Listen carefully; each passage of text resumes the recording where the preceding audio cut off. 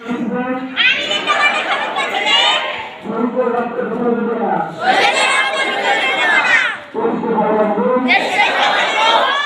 মানুষের সার্বিক কল্যাণে সর্বশক্তি নিয়োগ করব।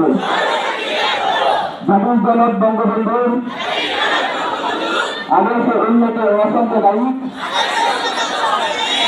চেতনার সোনার বাংলা গড়ে তুলব। মহান সৃষ্টিকর্তা আমাকে শক্তি দিন, আমিন।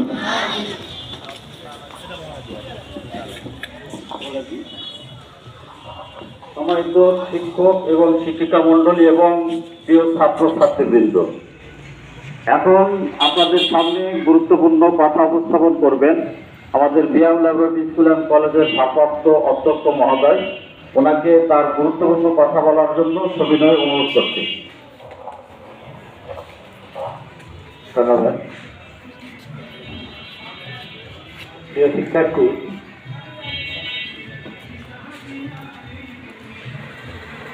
মাধ্যমিক শিক্ষার্থী, বিশেষ করে মাধ্যমিক যে শিক্ষা মন্ত্রণালয় আছে তাদের নির্দেশনা বা প্রতিনিয়ত আমাদের প্রতি সপ্তাহে একটা করে চিঠি পাঠানো হচ্ছে ও সেটা পদক্ষেপ, সরকারি পদক্ষেপ। শিক্ষা প্রতিষ্ঠানে যারা কর্মরত শিক্ষার্থী এরা যাতে কোনো ক্রমে মাদকের সংস্পর্শে যেতে না পারে, এর জন্য জাতীয় সংসদের সভাপতি সমাবেশেই মাদক সম্পর্কিত কিছু আলোচনা বা কথাবার্তা বলার কথা বলা আছে। তা আজকে আমি সেই বিষয়ে কিছু একটা কথা বলবো এবং সেখানে ক্রিয়া শিক্ষক হয়তো বা কোনো সমাবেশে বলবেন, ভাইস প্রিন্সিপাল স্যার হয়তো একদিন বললো, একদিন কোনো সিনিয়র শিক্ষক, অর্থাৎ বিভিন্ন আলোচনা সেখানে অথবা 2 মিনিট 5 মিনিট যেটা হয়তো বা উপস্থাপন করবে ভালো ভালো কথা মানুষ সম্পর্কে। এটা একটা উপস্থাপনের একটা কড়া নির্দেশনা আছে। সরকার বা শিক্ষা মন্ত্রণালয় চাচ্ছে শিক্ষা প্রতিষ্ঠান যাতে মাদকের সংস্পর্শে না যায়। এটা অত্যন্ত খারাপ এবং অত্যন্ত ঘৃণিত একটা নেশা বা অভ্যাস, যেটা একবার ধরলে বা একবার যদি কেউ গ্রহণ করে এখান থেকে ফিরে আসার সুযোগ খুব কম, কারণ এটা মারাত্মক একটা নেশা। এখান থেকে অনেক ভালো চেষ্টা করলে ফিরে আসা যায় না। প্রাথমিক দিকে হয়তো চেষ্টা করলে সেটা আমাদের হয়ে যায়, কিন্তু যখন সে পুরোপুরি নেশাগ্রস্ত হয়ে যায় কোনো ক্রমে তাকে কিন্তু সেখানে ফিরে নিতে যায় না। দেখা যেত অনেক বাবা তারা সন্তানকে পুলিশকে সুবদ্ধ করে এবং সেখান থেকে আসার পর 2-1 মাস ভালো আবার সে পদে চলে যায়। এ কারণে আমি বলবো যে এই সময়টা খুব গুরুত্বপূর্ণ, বিশেষ করে যারা 9, 10 বা 8-এ আসো। আগে হয়তো এই ধরনের ছিল না, আস্তে আস্তে এই নেশার বিষয়টা নিজ পর্যন্ত চলে আসছে। এখন দেখা যাচ্ছে যে অনেক জায়গাতে আমাদের বাচ্চারা তো করে না, অনেক জায়গাতেই 9, 10 এমনকি 6, 7-এর বাচ্চারাও এই যে নেশার যে একটা প্রবণতা দেখা যায়। এটা বেশিরভাগ এই বয়সে হয় তোমাদের একটা থেকে উৎসব থেকে, মানে আগ্রহ থেকে, যে এটা কি জিনিস, কেমন কি পরিবেশ পরিস্থিতি, এটা তো অনেকেই খায়, দেখি টানে ধরে গেলে আমি একদিন টান দিয়ে দেখি, তাই না? এরকম পরিবেশ পরিস্থিতি হয়ে যায়।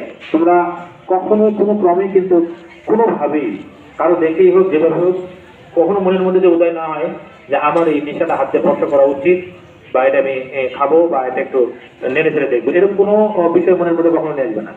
এই নেশা থেকে ভালো থাকতে পারলে, সেফ থাকতে পারলে দেখা যাচ্ছে তোমরা যার যে আশা ইনশাল্লাহ সেটা পূরণ হয়ে যাবে।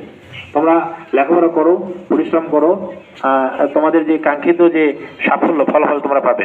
কখনোই তোমরা এই নেশার দিকে ঝুঁকবে না বা এদিকে তোমরা ইয়ে করবে না, কারণ সবচেয়ে বেশি হয় দেখে সঙ্গত হচ্ছে।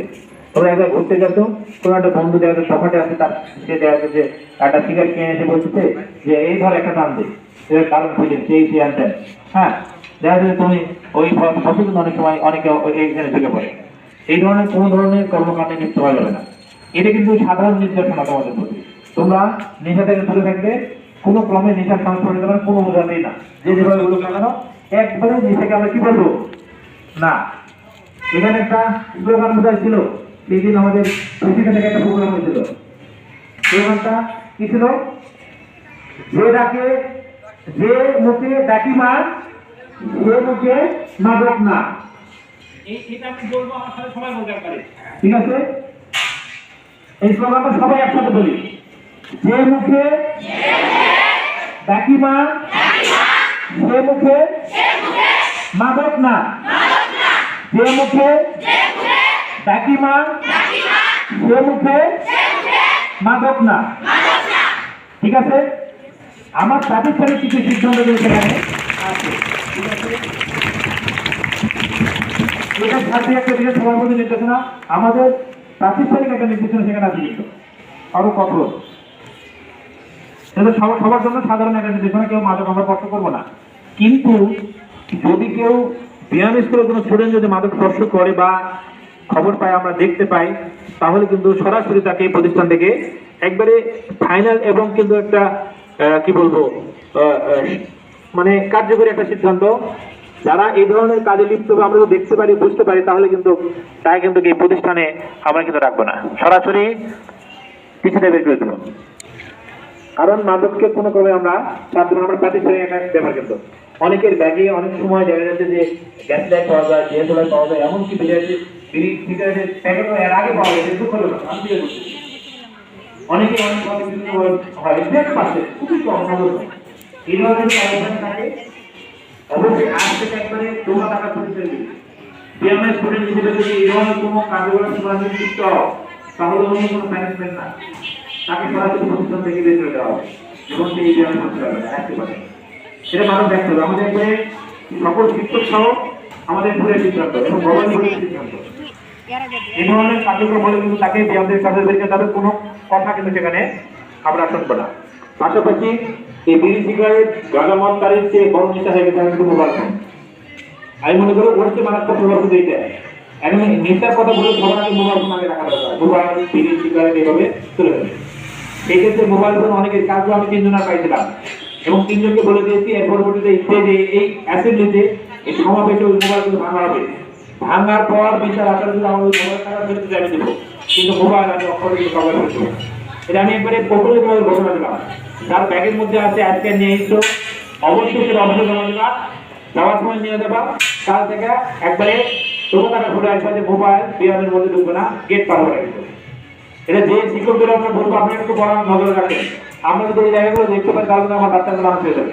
অন্য কিছু না, পড়াশোনা করছি, পড়াশোনা হবে। আমি যদি সারাদিন একটা বক্তব্য দিই, বক্তব্য যদি বাচ্চাদের ছেড়ে দিই, বাচ্চাদের চলে যায়, আজকে ক্লাস হবে না, দুটা তারা পিছিয়ে পড়বে না, ইনশাআল্লাহ কোনো ভাবে কভার হয়ে যাবে। কিন্তু আমি যদি তাদেরকে শিখাতে না পারি, নিজে নেতা শিখাতে না পারি, এই বিষয়গুলো যদি দূরে রাখতে না পারি, তাহলে কিন্তু আদার চেষ্টা করেও লাভ হবে না, আদার চেষ্টা করেও লাভ হবে না। আর আমি পুকুরে পানিতে মাছ দিয়েছি, খাবার নেই, কাজ হবে না, মাছ বড় হবে না, মারা দিল, যত পানি যায়। অর্থাৎ সব কিছুর একটা সমন্বয় থাকলে আমার বাচ্চারা ভালো করবো পদ্ধতি। এই কারণে তোমরা মোবাইল বাবা যার কাছে আছে আজকে এই যে ক্লাসরুম ঢোকার পর যাদের মোবাইল আছে আমি অফিসে আছি জমা দিয়ে দেবা। আর আজ থেকে তোমার মোবাইল যে আমরা মোবাইল না করতে দিতে ঢুকবে না।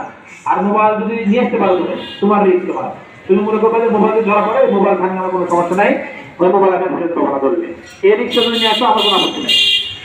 এটা কিন্তু জোরার সিদ্ধান্ত আমি তোমাদের মধ্যে জানাই দিলাম। আজকে থেকে এই সিদ্ধান্তগুলো একবারে ফুলফিল কার্যকর। ঠিক আছে, আর বিশেষ এখানে যে আজকে আমাদের সব বাচ্চারা কিন্তু একটা ফুল ইউনিফর্মে আছে, হয়তো বা কারো জুতা নাই নিচে, এটা তোমরা দ্রুত জুতাটা চেঞ্জ করে নেবে। আর একটা এখানে একটা স্লোগান আছে, ব্যায়ামে যদি আমরা পড়তে যাই, ব্যায়ামের গেট যদি পার হয় তাহলে স্কুল ড্রেস করে পার হতে হবে। এর কোনো অজুহাত নাই, তারা আজকে পড়ে আসিনি, আজকে গরম লাগছিল, আজকে মনে ভুলে গেছি, আজকে খাঁচা দিচ্ছি, এরকম কোনো কথা কিন্তু আমরা শুনবো না। হয়তো আমরা শুরু দিচ্ছি এক সপ্তাহ তোমার দেখা যাচ্ছে 10 জনের ইউনিফর্ম না পড়ে আসছে। আমি ক্লাস টিচার বা শ্রেণী শিক্ষককে বলবো বা শিক্ষককে বলবো যে আপনারা ক্লাসে গিয়ে প্রত্যেকেই অবশ্যই এই বিষয়গুলো দিতে হবে। সবার আগে আমাদের এই বিষয়গুলো দেখা দরকার, তারপর আমাদের পালন করা। ঠিক আছে, তোমাদের তোমরা যেগুলো বলবো অবশ্যই ভালো থাকবে এবং আমাদের এই স্কুলে আসবে ও সাহায্য চাকরি প্রতিষ্ঠানের লোকজন অবস্থান করবে, তখন তোমাদের অবশ্যই সতর্ক থাকতে হবে। তোমার আশপাশে তোমার পরিচিত তোমাকে দেখবে, তোমার শিশুকে সতর্ক করা, এগুলো ভালো থাকতে হবে। ঠিক আছে, আগামী 4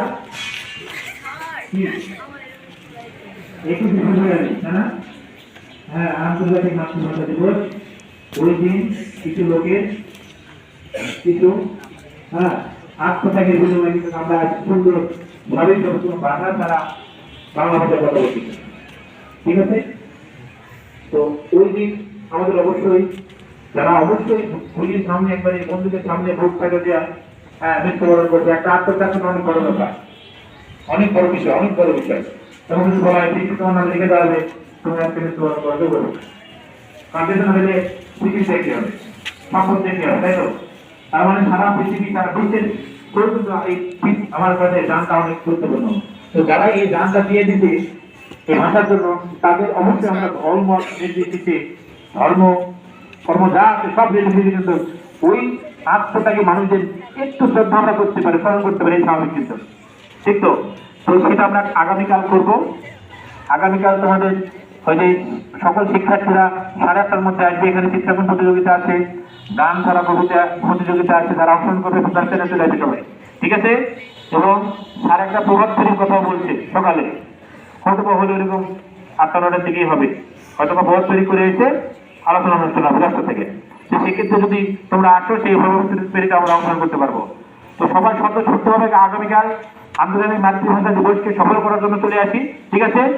এইটাই আমি আহ্বান নিয়ে সবার কাছে আমি আমার সংক্ষিপ্ত বক্তব্য শেষ করছি। আজকে সময় একটু সময় নিলাম, তোমরা সুন্দরভাবে, এই যে আগে ছিল ঘুরে ঘুরে যাওয়া, ঘুরে ঘুরে যাওয়া, ঘুরে ঘুরে না, মেয়েরা প্রথম লাইন চলে যাবে, এই লাইন শেষ হলে এই লাইন ওই পিছন দিয়ে চলবে, তারপরে ওই লাইন ওই পিছনে অ্যাড হবে, ছেলেরাও এই লাইন চলে যাবে, ওর পিছনে এই লাইনটা অ্যাড হবে, চলে যাওয়ার পর যখন শেষটা এখানে আসবে তখন তুমি এখানে চলে যাবে, ঠিক আছে?